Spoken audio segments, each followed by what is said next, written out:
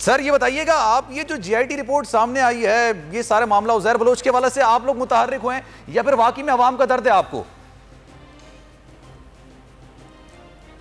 देखें, हमने तो खुद इसको जो है पब्लिश, ऊपर हमारे ऊपर कोई ऐसी तो बंदिश नहीं थी, हमने तो खुद तीनों रिपोर्ट्स पब्लिश की हैं, लेकिन क्यों इस पर अमल नहीं हो रहा है? देखिए, ये अमल तो करना था, वफाक ने करना था, क्योंकि जब उस वक्त तो आईनी तरमीम भी कर दी गई थी और जीआईटी की रिकमेंडेशन ये थी कि इसको जो है मिलिट्री कोर्ट में भेजा जाए, उज़ैर बलोच के केस को जो 198 कत्लों को खुद तस्लीम कर रहा है, तो बलोच को किसने कहाँ कब से क्यों कर रखा हुआ है, मुझे बताइएगा।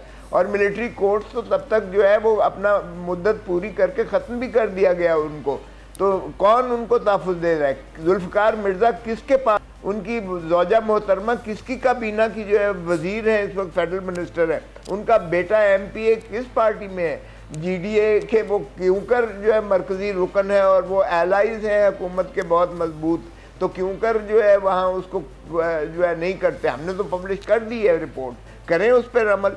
और बल्दिया में जिसमें जो है सैकड़ों लोगों को झुलस के मार दिया गया एमक्यूएम के सिर्फ भत्ता ना देने पर, वो एमक्यूएम किसके साथ है, किसके एलाइज है? वो आज गवर्नमेंट में बैठे हुए हैं, हुकूमत के एलाइज हैं। अरे बाबा पकड़ो उनको, करो कैफर किरदार तक पहुँचाओ। कौन, हमने तो खुद पब्लिश कर दिया है, करें ना, इंसाफ दें लोगों को। अगर तो ये सूबाई हुकूमत की दस्तरस में होता तो हम ज़रूर करते, ना तो ये कोर्ट्स जो है एंटी टेररिज्म कोर्ट्स जो है सूबे के मातहत हैं, और ना ही ये जीआईटी की रिपोर्ट की रिकमेंडेशन सूबे के मुताल्लिक थी कुछ भी। और जो मुस्तनद रिपोर्ट आई उसमें तो मोहतरम आसिफ अली जरदारी साहब का या मोहतरमा फरियाद बीबी का नाम तक भी नहीं है। तो ये पता नहीं किस चीज में जो है ये उसको एक्सप्लॉइट करके जीआईटी जो दो सामने आ रही है, एक तो ये भी है ना, एक में तो सियासतदानों का भी जिक्र है, लेकिन उसके वाले से वो अभी मंजर आम पर नहीं लाई जा रही, उसकी मजीद तहकीकात की जा रही है। अभी तो उस मामले का भी है ना, अभी एक जीआईटी जो सामने आई है उसमें उज़ैर बलोच ने जो जो कारनामे अंजाम दिए हैं उसकी लिस्ट है। हाँ, तो कब कौन तफ्तीश कर रहा है? क्या ये साल पर 10 साल से ये तफ्तीशी अमल में हो रहा है? क्या वो जो है ये ट्रायल अनएंडिंग जो है चला जाएगा, चलता रहेगा?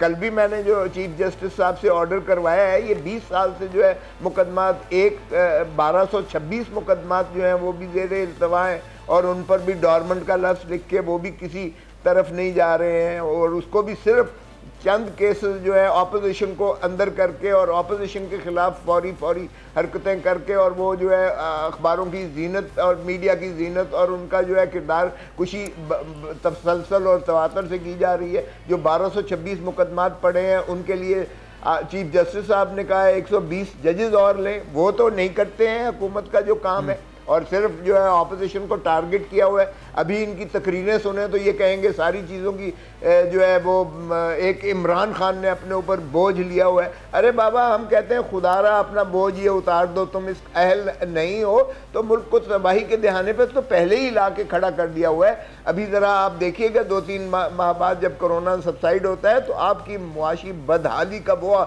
आलम होगा कि यहाँ पाकिस्तान की अवाम सियासतदानों से आगे निकल जाएंगी और वो सड़कों पर होंगे, और पीटीआई वाले ये बाहर नहीं निकल सकेंगे, मुंह नहीं दिखा सकेंगे, ये शक्ल नहीं दिखा सकेंगे, ये बाज़ारों में नहीं जा सकेंगे, क्योंकि लोग इनके गिरबान पकड़ेंगे कि महंगाई इतनी है कि लोगों का जीना 2 बार हो गया है, तनख्वाहों में तो वैसे ही कोई गुजारा नहीं कर पाएगा, तो फिर ये क्या करेंगे? और ठीक है, खुद मेरे साथ मौजूद रहेगा पाकिस्तान तहरीक इंसाफ की एक रहनुमा हमारे साथ मौजूद हैं, कंवल शौज़ब साहिबा, आपको खुशामदीद कहते हैं प्रोग्राम में। अच्छे बताइएगा कंवल साहिबा, एक बार फिर से अपोजिशन यकजान होने जा रही है, एक तरफ होने जा रही है, हुकूमत के खिलाफ महाज गर्म करने जा रही है। आज भी ऑल पार्टीज कॉन्फ्रेंस सूबे के हवाले से हुई, वफाक के हवाले से भी इंदिया दे दिया कि जल्दी होगी, और एक बार फिर से अपोजिशन की जितनी बड़ी सियासी जमातें हैं वो हुकूमत के खिलाफ सफेरा हो जाएंगी, और बुनियादी वजह महंगाई नजर आ रही है, बेरोजगारी नजर आ रही है, कीमतों में इजाफा नजर आ रहा है। हर चीज़ जिसकी इंक्वायरी होती है उस इंक्वायरी के बाद उस चीज़ की कीमत बढ़ जाती है।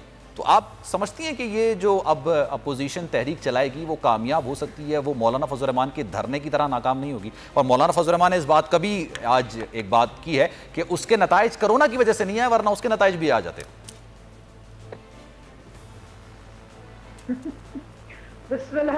Thank you very much Salman. देखिए, ये हमेशा ABC हो तो ठीक होता है, APC हो तो गलत होता है, इसके तो ऑर्डर ही आउट है।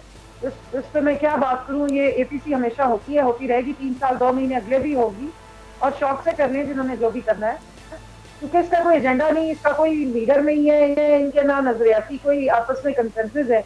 इस सारी एपीसी को लीड कौन करेगा? वो 70 साल के जो बुजुर्ग हैं, बूढ़े हैं और कैंसर सर्वाइवर हैं, जो भी कोरोना की वजह से बेचारे निकल नहीं सके थे, असेंबली के सेशन नहीं अटेंड कर सके, वो करेंगे? या जो लंदन में बैठे हुए बीमार हैं, जिनकी प्लेटलेट्स का प्रॉब्लम है, डॉक्टर अजनान के मुताबिक 85% जिनकी दिमाग की शरियानें बंद है, 15% सिर्फ काम कर रही है, हार्ट का उनको प्रॉब्लम है, किडनी का उनको प्रॉब्लम है, और शदीद सेहत के इशू हैं, या वो करेंगे?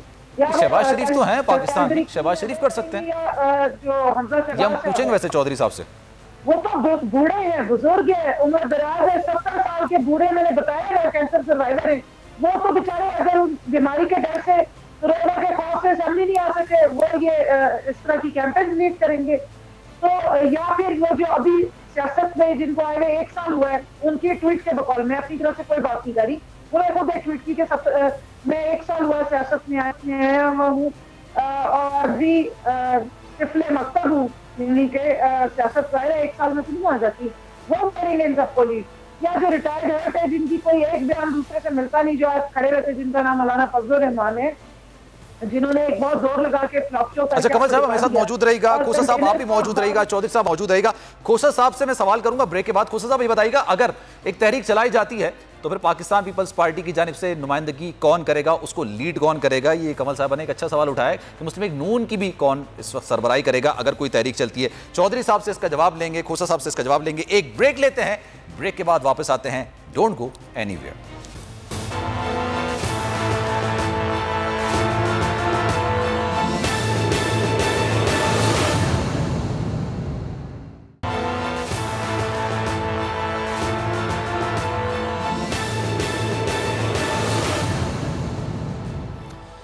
वेलकम बैक नाजरीन। और हुकूमत जिस चीज़ की इंक्वायरी करती है उसके कुछ दिन बाद उसकी कीमतें बढ़ जाती हैं। अज़राह मजाक एक बात है अक्सर सामने आती है कि जिस चीज़ के खिलाफ हुकूमत या फिर वज़ीर आज़म साहब इंक्वायरी करने का ऐलान करते हैं उसमें खुशी की लहर दौड़ जाती है कि चलें अब कीमतों में इजाफा हो जाएगा। हम चीनी की कीमत ले लें, हम आटे की कीमत ले लें, हम पेट्रोल माफिया की बात कर लें, हर चीज़ की कीमतें बढ़ जाती हैं। लेकिन इसके खिलाफ अपोजिशन आवाज़ उठाती है, मुस्लिम लीग नून हो, पाकिस्तान पीपल्स पार्टी हो, इसके खिलाफ सख्त आवाज़ उठाती है। लेकिन क्या वो आवाज़ सिर्फ ट्विटर की हद तक है? क्योंकि अमली तौर पर ज़मीनी हक़ाइक़ में ना बिलावल भुट्टो जरदारी किसी मुहिम को लीड करते हुए नजर आते हैं, ना मरीम नवाज लीड करते हुए नजर आती है, ना शहबाज शरीफ लीड करते हुए नजर आते हैं।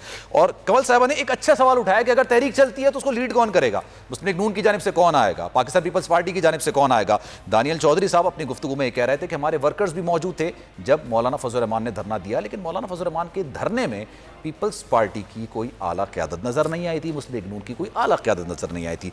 तो खोसा साहब, अगर कोई तहरीक चलती है इनसाइड पार्लियामेंट या फिर बाहर, तो कौन लीड करेगा उसको? बिलावल भुट्टो जरदारी लीड करेंगे? देखिए, पहले मैं ये वजाहत करता चलूं कि वो JUI की वो एक तहरीक थी और उन्हीं का वो धरना था और उन्होंने बड़ा पुरअमन तरीके से किया। हमने और पाकिस्तान मुस्लिम लीग नवाज ने उनके साथ यकजहती का इजहार किया था। बिलावल चेयरमैन बिलावल जरदारी साहब खुद उनके जलसे में जाके तकरीर की थी उन्होंने। हमारे जो कारकुनान थे जहाँ जहाँ से वो गुजरे थे उनके साथ शिराकत करके उनके साथ यकजहती का इजहार किया था। मगर ये जहन में रखिएगा कि वो कंबाइंड ऑपोजिशन की APP की वो कॉल खालिस्तान JUI की तहरीक, और इसलिए लेकिन अब अगर कोई तहरीक होती है तो उसकी क़यादत कौन करेगा? जी, उसकी क़यादत बिलावल चेयरमैन बिलावल भुट्टो जरदारी साहब ही करेंगे। और उधर से अगर उनको सेहत ने इजाज़त दी तो यकीनी बात है कि मोहतरम उनके अपने जो सदर हैं शहबाज शरीफ साहब वो करेंगे। और इसी तरह बाकी जमातें जो हमारे एलाइज हैं अपोजिशन में उनके भी सरबराहान करेंगे, या अगर बवजह इलालत किसी वजह से ना कर सके तो उनका सेकंड इन कमांड करेंगे। तो इसमें किसी को कोई शायबा नहीं होना चाहिए कि जहाँ तक APP का ताल्लुक़ है वो तय हो चुका, सिर्फ तारीख़ का तयन बाकी है। इस पर तमाम मुत्तफ़िक़ हैं कि जिस तरह से मुल्क की तबाही के दहाने पे ला के खड़ा कर दिया है इमरान खान को, अगर हमने अवाम के साथ यकजहती का इजहार न किया तो अवाम के साथ ये ज़्यादती होगी हमारी जानिब से भी। और फिर जो क्योंकि अगर देखें जुल्म के ख़िलाफ़ कोई शख्स आवाज़ नहीं उठाता, तहर्रुक नहीं करता, तो वो भी जालिम और मजलूम में कोई फ़र्क नहीं रहता है। तो सर कोई तहरीक ज़ेरे गौर भी है, अगर ऑल पार्टीज कॉन्फ्रेंस मुनक्किद होती है तो आपकी तरफ से क्या तजवीज़ होगी? मैं पाकिस्तान पीपल्स पार्टी बहैसियत जमात के वाले से आपसे पूछ रहा हूँ। देखिए, एक तो हमने अवाम को जो है उनकी जान और माल की हिफाजत का भी हमने ध्यान करना है, जहन में रखना है। और कोरोना की वजह से हम यकीनन सोशल डिस्टेंसिंग ही इसका एक हल है।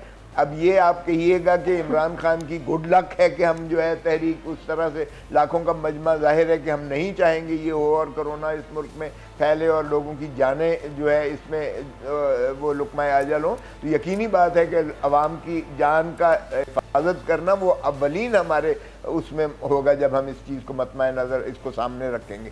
सो इसलिए इस डेलिकेट सिचुएशन में हमने अवाम की अजियत को और उनके कर्ब को बढ़ाना नहीं है, उसका इजाला करना है। तो यकीनी बात है कि जब भी कायदीन सारे मिलकर बैठेंगे तो वो उसका उसी को सामने रखते हुए लाहे अमल तैयार करेंगे। अब वो जो है कि लाखों की तादाद में मजमा आप इकट्ठा करें, ये देखिए मुमकिन नहीं है ऐसी सिचुएशन में। ये आप इमरान खान की या PTI की गुड लक समझें कि वो उनको लीज ऑफ लाइफ इस जानिब से मिल रही है। लेकिन दूसरी तरफ से अगर आप देखें जिस तरह आपने किया है, हर चीज़ की कीमतें जो है वो आसमान को छू रही हैं, लोगों की 10 तरफ से बाहर हैं।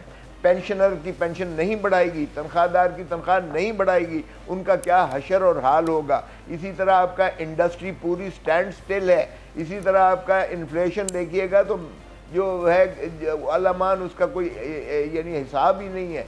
आप बेरोजगारी देखें तो मसाइल बहुत हैं, मसाइल आपके पास जितनी लिस्ट होगी उससे ज्यादा मेरे पास लिस्ट होगी। अगर महंगाई की बात करेंगे, दूसरी चीजों की बात करेंगे, बहुत। लेकिन मेरा सवाल यह है कि ऑप्शंस क्या है अपोजिशन के पास? तो चौधरी साहब से मैं जानना चाहूंगा। चौधरी साहब ये बताइएगा, अपोजिशन के पास ऑप्शंस क्या है? खोसा साहब कह रहे हैं लाखों का मजमा नहीं जमा करना चाहते। पहले सवाल तो ये बनता है कि क्या कर सकती है अपोजिशन? क्या इतनी कैपेबिलिटी है तमाम जमातों में कि लाखों का मजमा जमा कर ले? लेकिन कर सकती है, लेकिन नहीं कर रही। कोरोना का मामला ये एक अलग मैटर है। ऑप्शंस क्या है अपोजिशन के पास तमाम मसाइल को मद्देनजर रखते हुए?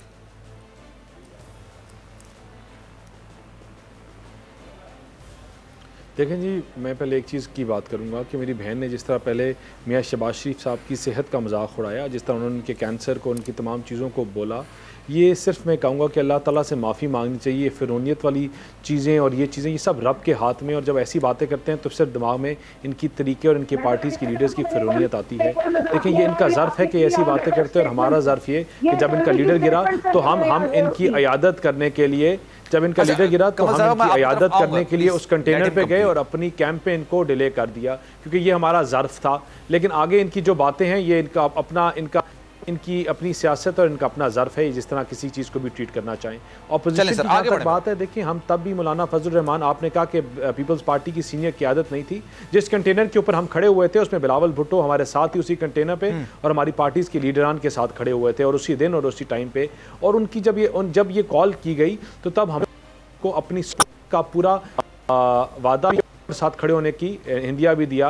लेकिन जो ये चीज़ को समझते हैं और जानते हैं और जो भी लोग मैटर करते हैं, उनको पता है कि जो आज हुकूमत को एक नई लाइफ लाइन मिली, वो कोरोना ने इनको एक नई life, people who have deep depth in politics, उनको मेरी बात की बड़ी बेहतरी से समझ भी आ गई है कि मैंने क्या बात की है।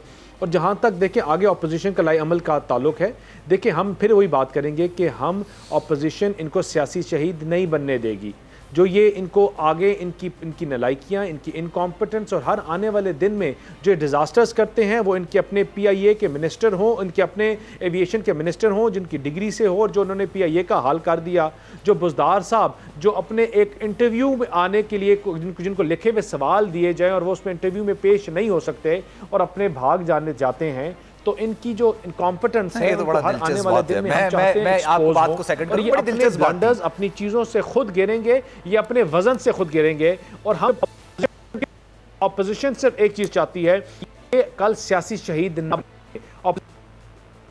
नबासी साहब हो, वो शहबाज शरीफ साहब हो, वो ख्वाजा आसिफ हो, वो साद रफीक हो, या कोई और लीडर हो, इसको इकट्ठा लीड करेगी। ख्वाजा आसिफ हो, वो साद रफीक हो, या कोई और लीडर हो, इसको इकट्ठा लीड करेगी। और इंशाल्लाह आप देखेंगे कि हुकूमत अपनी अहलियों से खुद गिरेगी। हमें इनको गिराने की जरूरत नहीं पड़ेगी, हमें इनको धक्का नहीं देनी पड़ेगी। ये पाकिस्तान की आवाम का फैसला गलों से पकड़ के बाहर निकालेगी और वो रोड पे चलेगी, क्योंकि आप लीड करने की बात कराई। क्या इनसाइड द पार्लियामेंट होगा? क्योंकि हमेशा मैंने देखा है कि मुस्लिम लीग नून या पाकिस्तान पीपल्स पार्टी जब भी कोई बात करती है तो कहती है कि हम इनसाइड हाउस या फिर इनसाइड हाउस हम एक चीज़ चेंज करना चाहते हैं या तब्दीली आनी चाहिए तो वो पार्लियामेंट के अंदर होनी चाहिए, पार्लियामेंट के बाहर लेके ये जितनी भी एहतजाज करना या धरने देना। अभी आप तहरीक की जो बात कर रहे हैं उसके ऑप्शंस आपके पास क्या हैं जिसको लीड करने की बात कर रहे हैं? बिल्कुल,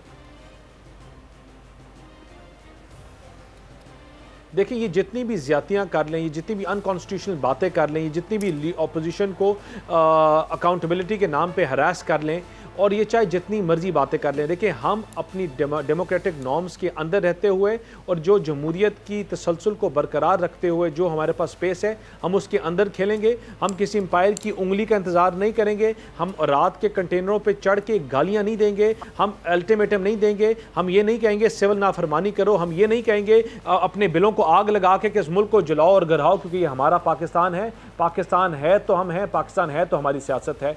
हम अपने डेमोक्रेटिक नॉर्म्स को फॉलो करते हुए या इन हाउस की बात करेंगे और या इनकी पूरी पार्टी को घर भेजने की करेंगे, और वो इसलिए करेंगे, सिर्फ इसलिए करेंगे क्योंकि ये इस मुल्क को जिस पॉइंट पे ये लेके आ गए हैं, जिस फेलियर की तरफ लेके आ गए हैं, इकोनॉमिक डिजास्टर इतना बड़ा हो गया कि आज अगर हमने उसको कंट्रोल ना किया, अगर आज हमने कर्टेल ना किया,